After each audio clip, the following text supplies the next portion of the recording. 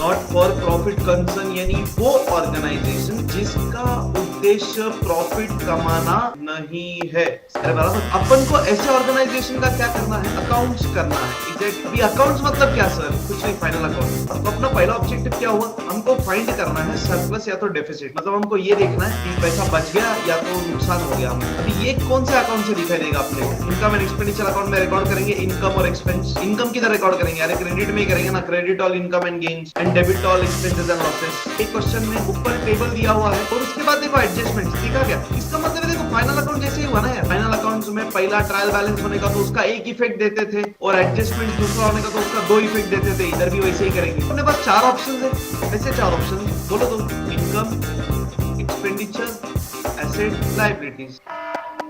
ध्यान से सुनना अभी मुद्दा जरा। सानिका का डाउट देखो जरा, जबरदस्त डाउट है। अभी सुनिए यहाँ पे देखो सीन क्या है। आप लोगों को लगता होगा सर इनकम डेबिट में कैसे, डेबिट ऑल एक्सपेंसेस होता है और जितना भी खर्चा है वो क्रेडिट में। देखो ऐसा कैसे, क्रेडिट ऑल इनकम होता है। 16,550 पे हो गया टैली।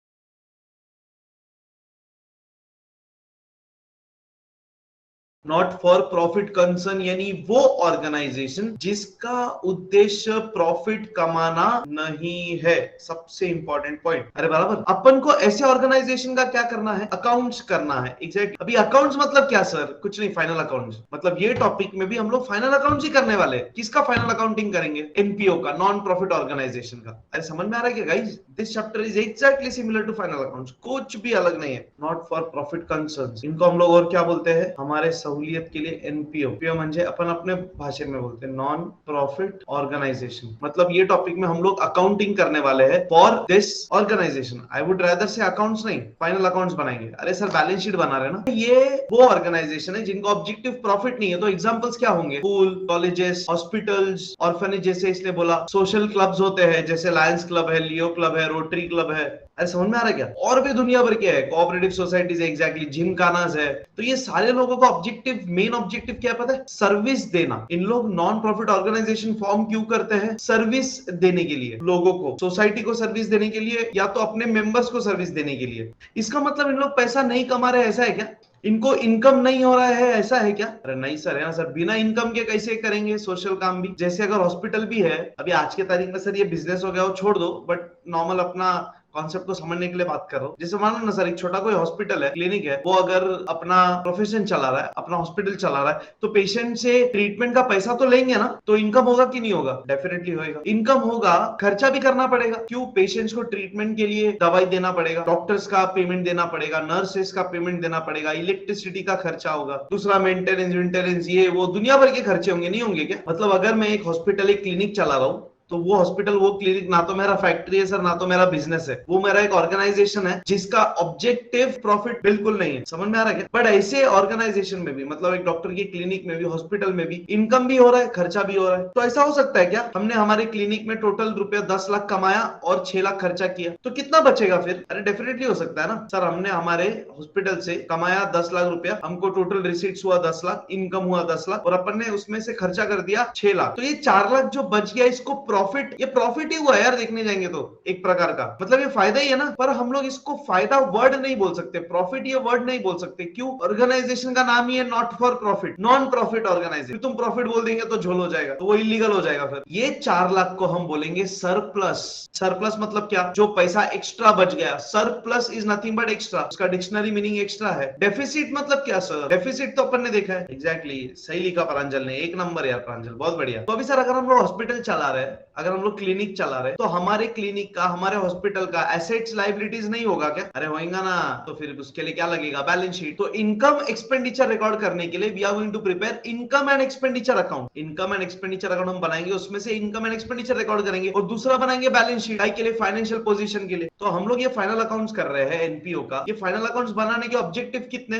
क्या था फाइनल अकाउंट्स में एक objective, to find out profit और लॉस। तो एनपीओ का अकाउंटिंग करने का क्या ऑब्जेक्टिव होगा, टू फाइंड सरप्लस और डेफिसिट। हमको ये ढूंढना है हमने जो सर्विसेज प्रोवाइड करी है हमारे ऑर्गेनाइजेशन में, जो भी सर्विसेज दे रहा है उसको पैसा तो लगेगा ही लगेगा। कोई भी काम फुकट होता ही नहीं है सर। समाज सेवा तो बिल्कुल भी फुकट में नहीं होती है, पैसा लगता ही है बाबा। अब वो पैसा आना चाहिए ना, वो या तो मेंबर्स के पास से आएगा या तो डोनेशन के रूप में आएगा। अरे हाँ या ना? अरे सिंपल है ना सर। मान लो हॉस्पिटल का तो एक एग्जांपल हुआ, दूसरा एग्जांपल देते। मान लो सर अपन को एक कुछ समाज सेवा करना है, तो मान लो सर अपन ने एक एजीआई स्टूडेंट्स फाउंडेशन बनाया। अब ये एजीआई स्टूडेंट्स फाउंडेशन में अपन ने मेंबर्स जमा किए और अपने मान लो ना सर एल्यूमिनाई में वगैरह सब मिला के 100 मेंबर्स जमा हुए। अपन ने हर एक से हजार रुपया लिया, तो बताइए कितना रुपया जमा हो जाएगा? 1 लाख रुपया हो गया। अब ये 1 लाख रुपया अपने को मिला है ना, अभी अपन ये 1 लाख रुपए से समाज सेवा कर सकते हैं कि नहीं कर सकते? मान लो अपन ने ये एजीआई स्टूडेंट्स फाउंडेशन बनाया और ये फाउंडेशन का मेन ऑब्जेक्टिव क्या है? To educate those students who can not afford proper fees, मतलब जो स्लम्स में है, बहुत इंटीरियर्स में है, अपन ने उनके लिए ये पैसा इकट्ठा किया। फिर अभी अपन क्या करेंगे? अपन चाहिए तो 5 वॉलंटियर बना लेंगे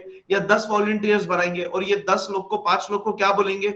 भाई ये गांव है, यहाँ पे जाके तेरे को पढ़ाना है बच्चों को। इसके लिए अपन डोनेशन पब्लिक से लेंगे कि नहीं लेने का? हाँ एग्जैक्टली लेंगे ना, जिसको देना होगा देगा। क्यों नहीं ले सकते भाई? डेफिनेटली ले सकते। ले सकते? अरे लेना ही पड़ेगा। तुमको क्या 1 लाख में होएगा काम? तुमको ऐसा लगता है 1 लाख में काम हो जाएगा? अरे ये 1 लाख तो सिर्फ बेसिक एडमिनिस्ट्रेशन, इसमें पैसा भी नहीं निकलेगा। अपने मिशन को चलाने के लिए अपन को स्टाफ रखना पड़ेगा ना, वो स्टाफ का खर्चा भी नहीं निकलेगा 1 लाख में। बस मैं आपको मुद्दा यही बताना चाह रहा हूँ सर, भले ये ऑर्गेनाइजेशन नॉट फॉर प्रॉफिट है, इसका ऑब्जेक्टिव प्रॉफिट नहीं है, पर ये ऑर्गेनाइजेशंस में इनकम और खर्चा होता है, होता है। बिना इनकम के तुम खर्चा नहीं कर पाओगे, खर्चा नहीं करोगे समाज सेवा ही नहीं होगा। तो समाज सेवा करने के लिए खर्चा करना पड़ेगा, हाँ या ना? और खर्चा करने के लिए इनकम होना जरूरी है। तो हम कमाएंगे खर्चा करेंगे, कमाएंगे खर्चा करेंगे with the objective of giving service. देखते हैं सर फिर। अभी देखो तो अपना पहला ऑब्जेक्टिव क्या हुआ? हमको फाइंड करना है सरप्लस या तो डेफिसिट, मतलब हमको ये देखना है कि पैसा बच गया या तो नुकसान हो गया हमें। अभी ये कौन से अकाउंट से दिखाई देगा अपने को? सरप्लस और डेफिसिट कौन से अकाउंट में मिलेगा हमको?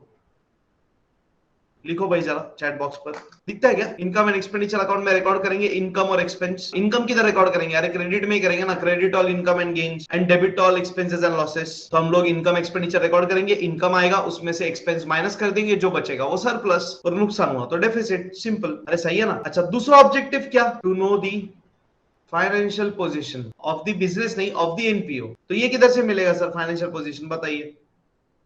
Balance sheet. सिंपल। आज कुछ बेसिक्स बात कर रहा हूं मैं जो आपको समझ में आएगा। अच्छा अभी देखना फाइनल अकाउंट्स में और इसमें क्या फर्क। अपन ने जो पार्टनरशिप फाइनल अकाउंट्स किया ना, पीएफए, अभी पीएफए के अंदर अपन क्या करते थे याद है? अपन ट्रेडिंग अकाउंट बनाते थे, फिर प्रॉफिट एंड लॉस अकाउंट, फिर बैलेंस शीट। तो ये balance sheet as it is अभी बनेगा। इतना ट्रेडिंग और प्रॉफिट एंड लॉस के बदले क्या बनने वाला है अभी? इनकम एक्सपेंडिचर अकाउंट, बस खत्म, और कुछ फर्क नहीं है। समझ में आ रहा है क्या? सो जब अपन पीडीआर लिखते थे अभी किधर लिखेंगे? इनकम एक्सपेंडिचर अकाउंट के कौन से साइड में? सिंपल, डेबिट ऑल एक्सपेंसेस ना यार। और देखो ना इधर तो एक्सपेंडिचर लिख के भी रखा हुआ है, ये तो और इजी है, मतलब इसका कॉलम का हेडिंग ही एक्सपेंडिचर है, तो झंझट ही नहीं। और जब भी हम लोग पीसीआर में करते थे रिकॉर्ड प्रॉफिट एंड लॉस के क्रेडिट में, तो इधर कहां पे रिकॉर्ड करेंगे? इनकम एंड एक्सपेंडिचर के क्रेडिट में, एग्जैक्टली, यानी इनकम वाले साइड में। खत्म। चलो क्वेश्चन देख ले अभी एनपीओ का सबसे पहला question. Doctor Ashok commenced practice on 1 अप्रैल 2006। देखो डॉक्टर अशोक ने उसका प्रैक्टिस शुरू किया 1 अप्रैल 2006। काय का प्रैक्टिस? अरे मेडिकल प्रैक्टिस, मतलब उसने उसका क्लिनिक डाला रहेगा। और क्वेश्चन में ऐसा बोला है, he has prepared the following receipts and payments account for the year ending on 31 मार्च 2007। दिखता है रिसीट्स एंड पेमेंट्स अकाउंट दिया है नीचे। Sir receipts and payments account मतलब क्या पता है क्या? तो ये रिसीट्स वाला जो साइड है इसका मतलब क्या? टोटल इसके क्लिनिक में 20,100 रुपया आया, दिख रहा है, रिसीव हुआ। तो हम लोग बोलते हैं रिसीट्स मतलब और कुछ नहीं, पैसा आया। और पैसा आया मतलब क्या? कैश आया ना। तो रिसीट्स का मतलब और कुछ नहीं, हमारे ऑर्गेनाइजेशन में कैश आया। और पेमेंट्स मतलब क्या? हमने कितना पैसा दिया, यानी टोटल कितना पैसा गया। देखो पेमेंट्स वाला साइड में दिखता रहेगा, टोटल कितना पैसा गया सर? 20,100 दिख रहा है, इतना पैसा गया। मतलब हम बोलेंगे पेमेंट्स वाला साइड यानी क्या? पैसा गया, यानी बोल सकते कैश गया। चलो ठीक है। तो रिसीट्स एंड पेमेंट्स अकाउंट मतलब हमको ये समझ में आया कि डॉक्टर अशोक भाई ने जो अपना प्रैक्टिस शुरू किया था, ये प्रैक्टिस से अशोक भाई को टोटल कितना रुपया मिला? 20,100 रुपया मिला, कैश मिला। और उसमें से अशोक भाई ने कुछ खर्चा किया। कितना खर्चा किया दिखता है क्या? 17,000 रुपया पे किया है अशोक भाई ने। देखो ना 17,100 रुपया इतना कैश पे किया है, मतलब इतना पेमेंट है, ऐसा बोल सकते हो। और लास्ट में 3,000 रुपया बच गया, यानी ये 3,000 रुपया जो बच गया है ये कैश बैलेंस ही हुआ ना। अरे हाँ कि ना? इसको कैश बैलेंस बोलेंगे कि नहीं? सर ये रिसीट पेमेंट्स अकाउंट है, मतलब this account is going to talk about cash कितना रिसीव हुआ और कैश कितना पे हुआ, और कुछ भी बात नहीं करेगा। ये इनकम एक्सपेंडिचर थोड़ी है सर, ये रिसीट पेमेंट है। कितना पैसा आ रहा है, कितना पैसा जा रहा है। अब इसमें से हमको देखना है कि कितना इनकम है, कितना कैपिटल फंड या लाइबिलिटी है, कितना एसेट है, कितना एक्सपेंस है, वो अपने को क्लासिफाई करना है, कैटेगराइज करना है, वो अपना काम है। डॉक्टर थोड़ी ये काम करेगा। डॉक्टर तो सिर्फ इतना ही लिखेगा, यार मैंने कितना रुपया दिया और मेरे को कितना रुपया मिला, खत्म। डॉक्टर तो इतना ही मेंटेन करेगा। अरे हाँ या ना, अकाउंटिंग के डॉक्टर हम हैं, वो काम हम करेंगे। इसका मतलब तुमको दिख रहा है टेबल है, ये क्वेश्चन में ऊपर टेबल दिया हुआ है और उसके बाद देखो एडजस्टमेंट्स दिखा गया। इसका मतलब है देखो फाइनल अकाउंट जैसे ही हुआ ना यार, ये पहला हिस्सा है फर्स्ट पार्ट, एंड ये एडजस्टमेंट वाला जो है इसको बोल सकते हैं सेकंड पार्ट। फर्क सिर्फ क्या है, फाइनल अकाउंट्स में ट्रायल बैलेंस होता था, यहाँ पे ट्रायल बैलेंस नहीं है, यहाँ पे रिसीट्स एंड पेमेंट्स अकाउंट है। अरे समझ में आ रहा है क्या। और फाइनल अकाउंट्स में दूसरा एडजस्टमेंट होता था, इधर भी एडजस्टमेंट ही है। अरे तो जो फाइनल अकाउंट्स का टेक्निक है वैसा ही सिमिलर टेक्निक नहीं लग रहा है यूज करेंगे अपन। फाइनल अकाउंट्स में पहला ट्रायल बैलेंस होने का तो उसका एक इफेक्ट देते थे, और एडजस्टमेंट्स दूसरा होने का तो उसका दो इफेक्ट देते थे। इधर भी वैसे ही करेंगे।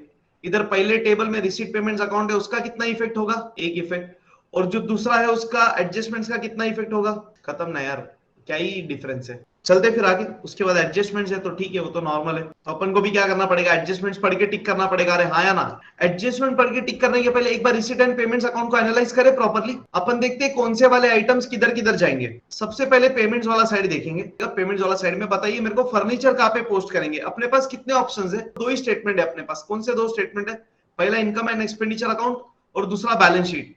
तो प्रॉपर्ली बताइएगा मेरे को, इनकम एक्सपेंडिचर में जाएगा या बैलेंस शीट में जाएगा। चलिए बताइए सर फर्नीचर किधर जाएगा। सर फर्नीचर जाएगा बैलेंस शीट में, किधर भाई, एसेट्स में। यानी बोल सकते हो अपने पास चार ऑप्शंस है।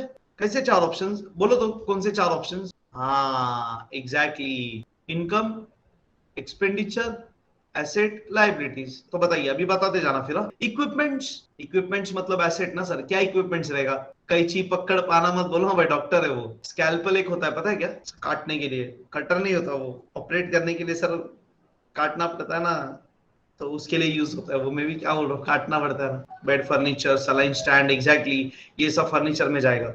चलो सर परचेज ऑफ ड्रग्स बताओ, परचेज ऑफ ड्रग्स। अरे ड्रग्स मतलब अभी, अरे यार सर ड्रग्स, हाँ exactly purchase of drugs, exactly drugs मतलब मेडिसिन। तो सर दवाइयां जो हम खरीदेंगे वो हमारे क्लिनिक के लिए क्या होगा, एसेट होगा कि खर्चा। अरे एसेट मतलब क्या, जो चीज हम एक बार खरीदते और बार बार वापरते। दवाइयां तुम एक बार खरीदेंगे, हम बार बार वापरेंगे। अरे सर दवाई भी बार बार ही खरीदना पड़ेगा ना, तो परचेज ऑफ ड्रग्स एक्सपेंडिचर में जाएगा। सही है, मेरे साथ आप लोग भी लिखते जाओ आपके question bank. Compounder salary, compounder मतलब सर स्टाफ मेंबर वहां का जो काम करता है। रेंट ऑफ डिस्पेंसरी, अरे पेमेंट्स है ना, पेमेंट्स मतलब खर्चा ही हुआ, रेंट तो देना ही पड़ेगा सर, अपना खुद का प्रीमाइसेस नहीं है तो। कन्वेंस चार्जेस, ट्रैवलिंग का खर्चा, ये भी expenditure. Stationery, lighting, journal, newspapers, ये तीनों भी एक्सपेंडिचर। इन्वेस्टमेंट्स बताओ, इन्वेस्टमेंट्स एसेट, और ये balance carried down cash balance, ये भी एसेट। इन्वेस्ट किया मतलब पैसा इन्वेस्ट किया तो अपना एसेट है। लास्ट में 3,000 रुपया बच गया तो कैश बच गया, तो ये कैश बैलेंस है, तो ये भी एसेट ही हुआ ना अपने ऑर्गेनाइजेशन। अभी रिसीट्स देखो, कैश इंट्रोड्यूस्ड। अरे भाई अपन ने क्लिनिक स्टार्ट किया तो पहला पैसा इन्वेस्ट करना पड़ेगा अपने क्लिनिक में, कि नहीं करना पड़ेगा।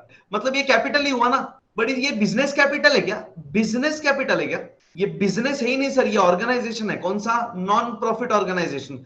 तो एनपीओ के ऑर्गेनाइजेशन, एनपीओ का जो पैसा इन्वेस्ट होता है स्टार्टिंग में उसको कैपिटल नहीं, कैपिटल फंड बोलते हैं। तो ये किधर जाएगा सर, कैपिटल फंड। लाइबिलिटीज में दिखता रहेगा, देखो कैपिटल फंड दिख रहा है क्या, बस एग्जैक्टली लाइबिलिटीज साइड में, करेक्ट। तो इसको लिख देंगे लाइबिलिटीज, ये जाएगा लाइबिलिटीज में, कैपिटल फंड के सामने। उसके बाद बताओ इनकम फ्रॉम विजिट्स, इनकम ही लिखा है इनकम से। इनकम फ्रॉम विजिट्स मतलब क्या, कुछ नहीं सर, सिंपल सुनिएगा। और मान लो हम लोग डॉक्टर अशोक है और हमने हमारा क्लिनिक स्टार्ट किया है, तो हम क्लिनिक में तो पेशेंट्स ट्रीट करेंगे, हम पेशेंट्स के घर पे जाके उनको ट्रीट नहीं कर सकते क्या। मतलब अगर कोई पेशेंट के घर से कॉल आया और बोला सर आप हमारे घर पे आके देखिए, हमारे रिलेटिव बीमार है, उनको आप ट्रीट करिए, तो हम जाएंगे कि नहीं जाएंगे, डेफिनेटली जाएंगे। तो विजिटिंग चार्जेस लेंगे ना, तो ये वो है इनकम फ्रॉम विजिट्स, कि हम लोग विजिट कर रहे हैं पेशेंट के घर पे और वहां पे जाके हम उनको ट्रीटमेंट दे रहे हैं और उनसे पैसा ले रहे हैं, तो ये अपना इनकम। रिसीट्स फ्रॉम डिस्पेंसरी, मतलब डिस्पेंसरी का मतलब क्या, डिस्पेंसरी का मतलब ही क्लिनिक और कुछ नहीं। तो रिसीट्स फ्रॉम डिस्पेंसरी मतलब क्लिनिक से हमने कितना कमाया, तो ये भी इनकम ही हुआ ना। और लास्ट में मिसलेनियस रिसीट्स है। ये मिसलेनियस रिसीट्स भी क्या है, मिसलेनियस रिसीट्स मतलब छोटा मोटा रिसीट्स यार, और रद्दी बेच के जो पैसा आया वो, भंगार में कुछ सामान बेच दिया उसका पैसा आया वो सब, और कुछ नहीं। हाँ सानिका ने डाउट पूछा ना, एक नंबर डाउट पूछा। सुनो सुनो सुनो, public public public public public warning, ध्यान से सुनो, ध्यान से सुनना। अभी मुद्दा जरा, सानिका का डाउट देखो जरा, जबरदस्त डाउट है। अभी सुनिए, यहाँ पे देखो सीन क्या है। आप लोग को लगता होगा सर इनकम डेबिट में कैसे, डेबिट ऑल एक्सपेंसेस होता है और जितना भी खर्चा है वो क्रेडिट में, देखो ऐसा कैसे, क्रेडिट ऑल इनकम होता है। डाउट वैलिड है कि नहीं सर? डाउट वैलिड है, पर आंसर भी आपने ही देना चाहिए। सबसे पहला पॉइंट, ये रिसीट्स एंड पेमेंट्स अकाउंट ये ट्रायल बैलेंस है, ये रिसीट्स एंड पेमेंट्स अकाउंट ये इनकम एंड एक्सपेंडिचर अकाउंट है सर। ना तो ये इनकम एंड एक्सपेंडिचर अकाउंट है ना ट्रायल बैलेंस है सर। ये रिसीट्स एंड पेमेंट्स अकाउंट है। It is similar to what? It is similar to which account? Exactly, Sujal ने बोला मुद्दे की बात। Sir this is similar to cash book, मतलब बोल सकते हैं ये एक प्रकार का कैश अकाउंट है। और अगर ये कैश अकाउंट है तो ये रियल हुआ, पर्सनल हुआ या नॉमिनल हुआ? अरे समझ में आया कि नहीं? और अगर ये रियल अकाउंट हुआ तो इसका डेबिट साइड क्या रिकॉर्ड करेगा? डेबिट व्हाट कम्स इन, और क्रेडिट साइड क्या रिकॉर्ड करेगा? Credit what goes out. करो करो एक्शन से अकाउंटिंग, जल्दी बोलो। रिसीट साइड का डेबिट साइड क्या रिकॉर्ड कर रहा है? कैश आया, डी डेबिट। अब बताओ रिसीट पेमेंट्स अकाउंट का क्रेडिट साइड क्या रिकॉर्ड करेगा? Credit what goes out, real account cash account. Action के साथ कैश गया, सी क्रेडिट। अब समझ में आ रहा है आपको? रिसीट पेमेंट्स अकाउंट में खर्चे इनकम की बात नहीं है। रिसीट पेमेंट्स अकाउंट में हम क्या बात कर रहे हैं? नाम ही है रिसीट्स एंड पेमेंट्स। कितना कैश आया, कितना कैश गया। क्वेश्चन समझो सर, पहला क्वेश्चन समझने का ही इंपॉर्टेंट पॉइंट है। आंसर समझने में कुछ है नहीं, आंसर एकदम चिंदी है। तो अब देखते हैं, चलिए एडजस्टमेंट्स को पढ़ के टिक करेंगे। चलो पहला क्या बोला है? 1500 वे still to be received on account of visits. क्या बोला है? 1500 रुपया अभी भी आने वाला है। किधर से? ऑन अकाउंट ऑफ विजिट्स, मतलब जिन जिन लोगों के, जिन जिन पेशेंट्स के घर पे विजिट किया था और उनको ट्रीटमेंट दिया था, कुछ लोग ऐसे जिन्होंने अभी तक पैसा नहीं दिया, तो उनसे हमको पैसा आने वाला है। तो ठीक है ना, इनकम फ्रॉम विजिट्स को ही टिक करेंगे। और compounder salary and bill of stationery outstanding, चलो फिर compounder salary tick, bill of stationery तो स्टेशनरी को टिक। तीसरा, stock of drugs on hand was estimated at 500। दिख रहा है क्या? Stock of drugs on hand, तो किसको टिक करेंगे बताओ? परचेज ऑफ ड्रग्स ना। Furniture and equipments are subject to depreciation, चलो फिर फर्नीचर को टिक, इक्विपमेंट्स को टिक। टिक करने का काम हुआ समाप्त। स्टार्ट करें सॉल्व करना। चलो भाई, तो सबसे पहले तो सारी चीजें लिख लेंगे। डॉक्टर अशोक, चलो भाई सब लिख के रखते हैं। क्वेश्चन मिशन, क्वेश्चन नंबर वगैरह ये वो सब तामझाम लिखना पड़ेगा। तो question number 1 in the books of doctor Ashok for the year ending on 31 मार्च 2007। चलो भाई, डेबिट क्रेडिट बाकी चीजें तो अपन ने लिखी हुई है। फिर बैलेंस शीट में वापस in the books of doctor Ashok 2007। Let's start with the posting. Posting करते टाइम क्या ध्यान रखना है सर? जिधर भी टिक है उसको इनर कॉलम में लिखेंगे और एक लाइन छोड़ देंगे। चलो भाई, सबसे पहला स्टार्टिंग विद पेमेंट्स, पहले पेमेंट से स्टार्ट करेंगे। बोलो भाई, फर्नीचर कहा जाएगा? एसेट्स में। चलो लिखते जाते हैं। हाँ तो ध्यान से करना भाई। चलो फर्नीचर कितना रुपया? 2000 रुपया। इनर कॉलम में लिखेंगे और एक लाइन सोडून टाका। आगे इक्विपमेंट्स, ये भी एसेट, 3000 रुपया जाएगा। फिर एसेट्स में टिक है तो इनर कॉलम में और एक लाइन छोड़ देंगे। चलो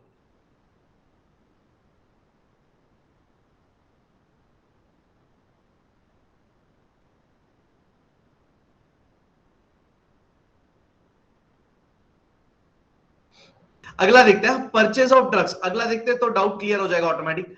परचेज ऑफ ड्रग्स एक्सपेंस है ना, ठीक है, तो फिर से इनर कॉलम में लिखेंगे और एक लाइन छोड़ देंगे, 2000 रुपया। देखो भाई, परचेज ऑफ ड्रग्स एक्सपेंडिचर में क्या लिखेंगे सर? एक्सपेंडिचर में 2 ना, तो 2 परचेज ऑफ ड्रग्स कितना रुपया था? 2000 रुपया। और ठीक है, तो इनर में लिखा और एक लाइन छोड़ दिया। अभी देखा क्या फर्क क्या हो रहा है पेमेंट्स में? देखो इधर दिख रहा है क्या? बाय है, और बाय का सेकंड इफेक्ट क्या होता है? मेरे को बताओ, बाय का सेकंड इफेक्ट क्या होता है? 2 होता है। कुछ गलत है क्या? समझा क्या तपस्वी? तुमको अलग क्या लगता रहेगा? फाइनल अकाउंट जब हम करते थे, डेबिट का डेबिट में जाता था, क्रेडिट का क्रेडिट में जाता था, क्योंकि वहां पे ट्रायल बैलेंस होता था, अकाउंट नहीं होता था। ट्रायल बैलेंस का डेबिट सब डेबिट में ही जाएगा, ट्रायल बैलेंस का क्रेडिट वाला सब क्रेडिट में ही पोस्ट होगा। पर ये अकाउंट है, और अकाउंट में क्या होता है सर? 2 का बाय, बाय का 2। बस वो ध्यान रखना है, कंफ्यूज होने का कोई पॉइंट ही नहीं है। Compounder salary, rent of dispensary, conveyance charges, stationery, lighting, newspapers, journals, ये सब एक्सपेंडिचर में लिखेंगे एक के नीचे एक, खाली जितना टिक रहेगा इनर में लिख के एक लाइन छोड़ देंगे, बाकी लिखते जाएंगे। अरे हाँ या ना, चलो बहुत बढ़िया। चलो फिर नेक्स्ट है कंपाउंडर्स सैलरी 1200 रुपया टू कंपाउंडर्स सैलरी 1200 रुपया और एक लाइन छोड़ देंगे। नेक्स्ट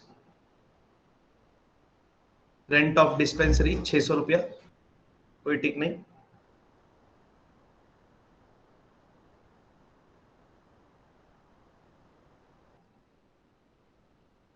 कन्वेंस चार्जेस 1000 रुपया,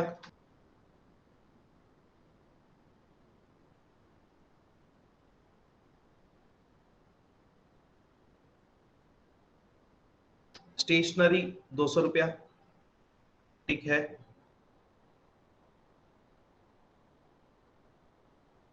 तो इनर कॉलम में और एक लाइन छोड़ देंगे हम। लाइटिंग 150 रुपया सीधा बाहर।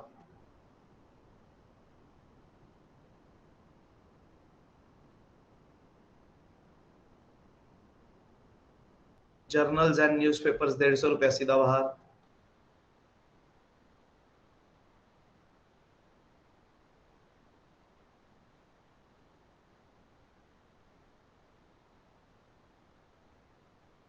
इन्वेस्टमेंट्स एसेट्स में 6800,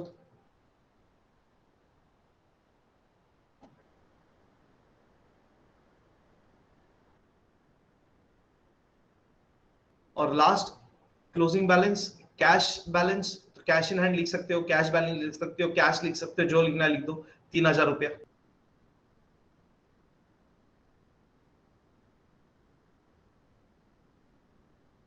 चलो भाई अभी रिसीट साइड देखते हैं। चलो सबसे पहला 6000 रुपए का कैपिटल फंड है, तो 6000 रुपया लाइबिलिटीज में लिख देंगे। कैपिटल फंड के सामने किधर, इनर कॉलम। ध्यान से, क्यों इनर में लिखना है, क्योंकि सर इसके बाद एडलेस होगा ना, सरप्लस होगा यानी प्रॉफिट, फायदा हुआ तो ऐड होगा, डेफिसिट यानी नुकसान, लॉस होगा तो लेस होगा। आगे देखते हैं इनकम फ्रॉम विजिट्स। चलो भाई ये तीनों भी इनकम है ना अभी, तो एक के नीचे उठा के फेंक देते। चलो इनकम फ्रॉम विजिट्स 8000, ठीक है। इनकम फ्रॉम विजिट्स ठीक है। बाय इनकम फ्रॉम विजिट्स 8000, एक लाइन छोड़ देंगे। फिर रिसीट्स फ्रॉम डिस्पेंसरी 6000,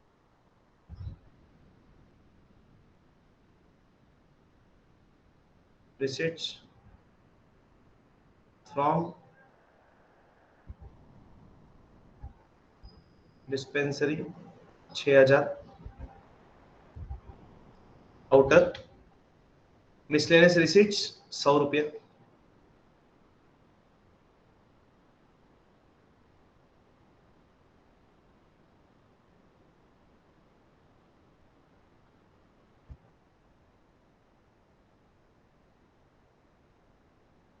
₹100। इसी के साथ रिसीट्स एंड पेमेंट्स अकाउंट हुआ समाप्त। अभी एडजस्टमेंट्स का खासियत क्या बताइए, एडजस्टमेंट्स कितना इफेक्ट, दो इफेक्ट। पूरा फाइनल अकाउंट जैसा है अभी, एकदम ध्यान से बताना मेरे को। 1500 were still to be received on account of visits. Still to be received मतलब क्या, अरे एग्जैक्टली आउटस्टैंडिंग, मतलब पैसा आने का बाकी है। कितना सिंपल है। तो आउटस्टैंडिंग क्या करेंगे, पहला इफेक्ट। चलो भाई तो ऐड करते हैं फिर, चलो ऐड कर देंगे। सही बोला आपने। तो इनकम फ्रॉम विजिट्स आउटस्टैंडिंग है तो उसी में ऐड करेंगे हम। तो इनकम फ्रॉम विजिट्स में लिख देंगे ऐड आउटस्टैंडिंग।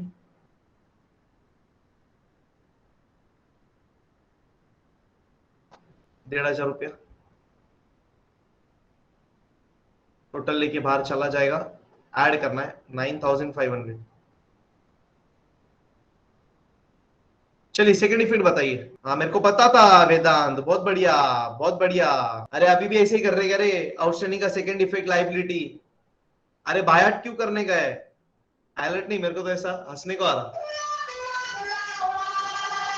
ये वाला साउंड चाहिए एक्चुअली। अरे आउटस्टैंडिंग है, पर आउटस्टैंडिंग क्या है, आने वाला है कि जाने वाला है। हाँ आने वाला है तो एसेट की लाइबिलिटी है, एसेट है। परफेक्ट। चलो भाई कंटिन्यू फिर। एसेट्स सेकंड इफेक्ट 1500 रुपया। क्या लिखेंगे sir, outstanding income from visits. Simple. Assets में आउटस्टैंडिंग इनकम फ्रॉम विजिट्स कितना 1500। आगे देखते हैं। कंपाउंडर सैलरी 300 रुपया, बिल ऑफ स्टेशनरी 100 रुपया, ये दोनों आउटस्टैंडिंग।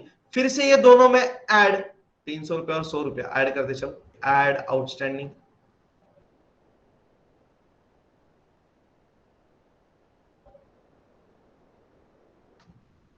कितना 300 रुपया,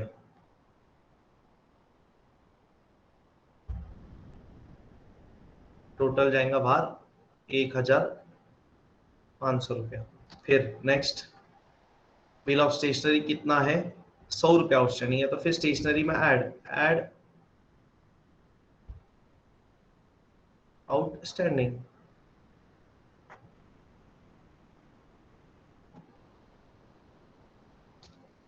कितना रुपया 300 रुपया बाहर ऐड कर रहे हैं। इसका सेकंड इफेक्ट क्या एग्जैक्टली क्यों लाइबिलिटीज, क्योंकि पैसा जाने वाला है सर, ये खर्चा है तो ये पैसा जाएगा तो लाइबिलिटीज। चलो भाई लाइबिलिटीज में बराबर प्रेजेंट करेंगे, हेडिंग देके लिखेंगे ना आउटस्टैंडिंग एक्सपेंसेस, दो है ना, ये वाला साउंड मैंने नहीं निकाला, ये बाहर से आ रहा है। आउटस्टैंडिंग एक्सपेंसेस भाव कंपाउंडर सैलरी और bill of stationery.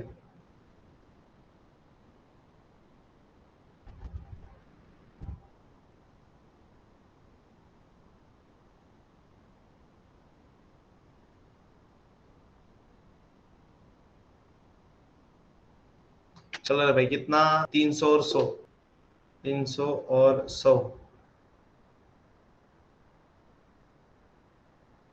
400 simple. Next तीसरा, ये तीसरा इंपॉर्टेंट है, थोड़ा सा अलग है, फाइनल अकाउंट जैसा नहीं है, थोड़ा हल्का सा अलग है।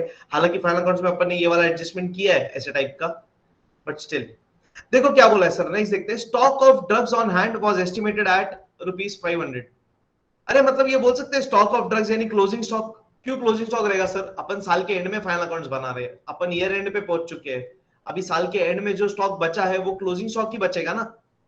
मतलब क्वेश्चन क्या बोल रहा है देखो ना सर, कितना स्टॉक बच गया 500 रुपया, तो ये 500 रुपए का स्टॉक जो बच गया है अभी ड्रग्स का, दवाइयों का, ये अपना एसेट है, तो एक इफेक्ट तो एसेट साइड में पक्का। चलो एक इफेक्ट तो लिखते हैं, अपन लिखेंगे क्लोजिंग स्टॉक ऑफ ड्रग्स।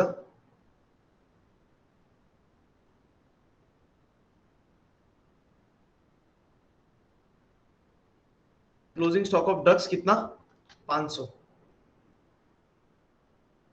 500 रुपया क्लोजिंग स्टॉक ऑफ ड्रग्स, ये एक एसेट्स में गया। अब दूसरा इफेक्ट सुनना इंपॉर्टेंट है, अपन ने किसको टिक किया था, परचेज ऑफ ड्रग्स को टिक किया था। तो चलो जाते हैं ड्रग्स के इधर, अभी जरा ध्यान से देखिएगा, ध्यान से ऑब्जर्व करिएगा अभी सब लोग।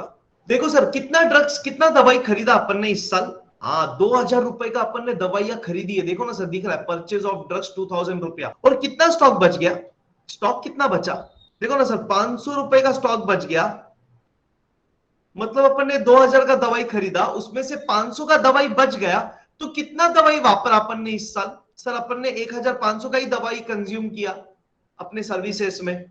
तो ऐसा बोल सकते हैं इस साल में सिर्फ 1500 का ही खर्चा हुआ दवाइयों के पीछे, मतलब 2000 का भले ही अपन ने दवाइयां खरीदी है, भले ही अपन ने मेडिसिन ड्रग्स 2000 का परचेज किया है, but we have consumed, we have utilised, we have used only 1500 का मेडिसिन इन दिस ईयर, तो 500 का एक्स्ट्रा है ना। अरे तो ये प्रीपेड जैसे ही हुआ यार, क्या बात है ऋतुजा, जबरदस्त। इसका मतलब हम बोल सकते हैं करके ये प्रीपेड जैसा ही है सर, ये तो एडवांस जैसा है, तो प्रीपेड को क्या करते हैं, एडवांस को क्या करते हैं, तो इसको भी लेस ही करेंगे ना सर, तो लिख देंगे लेस क्लोजिंग स्टॉक। दिख रहा है क्या, क्या लिखेंगे, लेस क्लोजिंग स्टॉक, इतना सिंपल। इसका मतलब हमने 2000 का दवाई खरीदा बट खर्चा हुआ सिर्फ 1500, तो 500 का खर्चा हुआ ही नहीं है, वो अगले साल होने वाला है, तो उसको हमने इस साल से निकाल दिया और एसेट्स में डाल दिया, खत्म। ये स्टॉक ऑफ ड्रग्स का दो इफेक्ट क्या, पहला इफेक्ट लेस, दूसरा इफेक्ट एसेट। लेस का ट्रिक क्या है, ऐसा बोल सकते हैं लेस के लिए ट्रिक है एलसी, एलसी मतलब living certificate is equal to less closing stock, मतलब जब भी क्लोजिंग स्टॉक आएगा हमेशा क्या करने का, लेस, फिर वो क्लोजिंग स्टॉक ऑफ ड्रग्स हो, क्लोजिंग स्टॉक ऑफ स्टेशनरी हो, क्लोजिंग स्टॉक ऑफ मटेरियल हो, कुछ भी हो। फिर नेक्स्ट लास्ट चलो भाई डेप्रिसिएशन एकदम सिंपल, क्या करेंगे बताओ? डेप्रिसिएशन फर्नीचर और इक्विपमेंट्स दोनों में से लेस 5%, चलो फिर दोनों में से less 5%। Depreciation at the rate 5% less depreciation, कैसे करेंगे इजीली?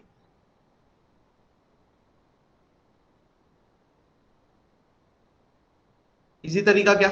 10% का आधा, ठीक क्या हो, एकदम सिंपल। तो चलो भाई 2000 का 10%, 200, 200 का आधा 150, सॉरी 200 का आधा 100, 3000, 3000 का 10%, 3000, 3000 का सॉरी क्या बोल रहे हैं, 3000 का 10%, 300, 300 का 5% आधा 150 आ गया भाई, माइनस कर देंगे 1900 और ये 2850। Second effect, profit and loss debit में डालते थे अपन फाइनल अकाउंट्स का, तो इधर भी जाएगा डेबिट में ही, पर प्रॉफिट एंड लॉस डेबिट के बदले income expenditure debit, simple. To depreciation on,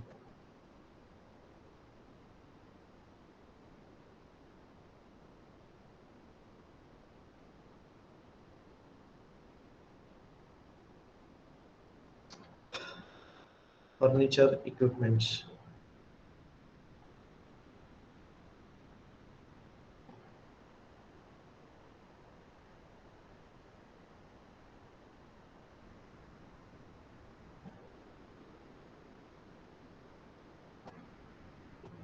₹250। अभी क्या क्लोजिंग, कौन सा साइड ज्यादा है भाई, चेक करो। 9, 6, 15, यस क्रेडिट साइड ज्यादा है, चलो भाई तो 9, 6, 15,600 टोटल आता है 15,600 क्रेडिट साइड का, सेम इधर भी लिख देंगे 15,600। इसका मतलब क्या सर, हमने कमाया ज्यादा और खर्चा कम हुआ, तो इनकम ज्यादा एक्सपेंस कम, एग्जैक्टली तो क्या मिलेगा? सरप्लस, पैसा बच गया, प्रॉफिट नहीं बोलेंगे सरप्लस बोलेंगे। So will write down surplus, to surplus. चलो भाई बैलेंस निकाल लेंगे, साथ साथ में करते हैं क्या? लास्ट डिजिट से स्टार्ट करेंगे, 0, 0, 0, सब जीरो में क्या ऐड करेंगे तो जो जीरो आएगा तो जीरो ही है। चलो 10 डिजिट अभी देखना सब लोग, 0, 0, 0, 0 प्लस 5, ये तो 5, 5 प्लस 5, चलो चैट बॉक्स पर 10 प्लस 5, 15 में क्या ऐड करूं कि आए 0, एग्जैक्टली 15 में ऐड करेंगे 5 तो आएगा 20, तो 2 कैरी और 0 तो ऑटोमेटिक आ ही गया नीचे। फिर आगे चलो चैट बॉक्स पे फिर से 2 प्लस 5, 7 और 5, 12 और 6, 18 और 3, 21 और 1, 22 और 1, 23 और 2, 25, 25 में क्या ऐड करेंगे कि 6 आना चाहिए, एग्जैक्टली तो 25 में 1 ऐड करेंगे तो आएगा 26, तो 2 कैरी और ये 6 तो आ गया इधर ऑटोमेटिक। चलो फिर लास्ट डिजिट, 2 और 1, 3 और 1, 4 और 1, 5 में क्या ऐड करूं कि 15 आ जाए, सीधा 15 ही ले लेते ना, 5 में क्या ऐड करें कि 15 आ जाए, हाँ 0 बोलो या 10 एक ही बात है, चलेगा, तो सीधा 10 आ जाएगा, तो आगे 10,150 मेरा सरप्लस। अभी देखना इधर क्या लिखेंगे, excess of income over expenditure, हम ब्रैकेट में लिखेंगे excess of income over expenditure, बराबर है कि गलत है? सर एक्सेस ऑफ इनकम मतलब इनकम ज्यादा है, किसके कंपैरिजन में? एक्सपेंडिचर के कंपैरिजन में, तो वही तो हुआ है। चलो भाई अब ये सरप्लस को क्या करेंगे सर, कैपिटल में ऐड, एग्जैक्टली। अरे सर, जब भी फायदा होता है तो अपने धंधे का पैसा बढ़ेगा कम होएगा? तो यहाँ पे धंधा मतलब ऑर्गेनाइजेशन, एनपीओ है, नॉन प्रॉफिट ऑर्गेनाइजेशन, तो इसका भी कैपिटल फंड बढ़ेगा ही, क्योंकि हमने कमाया है तो हमको फायदा हुआ है। पहले 6,000 था, अभी और कितना हमको मिल गया सरप्लस? 10,150। चलो भाई, ऐड सरप्लस 10,150, तो और सरप्लस से हमारा फंड, कैपिटल फंड बढ़ गया। तो अभी कितना हो जाएगा कैपिटल फंड? 16,150। अरे बराबर। चलो करते टोटल लेके टैली, देखते हैं सर कितने पे टैली होता है। 35, 3 4 5 6 6 12 3 15 1 16, 16,550 पे हो गया टैली। चलो guys, take care, see you. ऐसे ही हंसते रहिए, मुस्कुराते रहिए और पढ़ते रहिए एनपीओ। तब तक के लिए take care, have a nice time, stay safe, bye.